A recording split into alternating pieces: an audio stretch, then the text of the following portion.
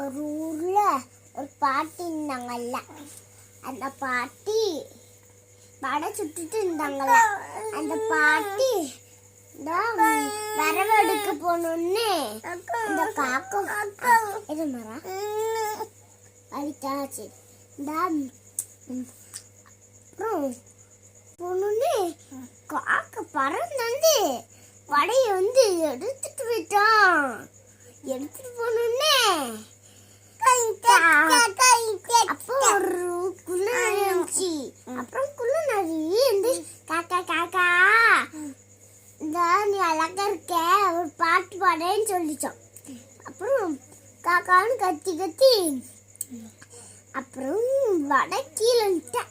அப்புறம் அந்த குள்ள நரி எடுத்து போய் தின்ட்டான்.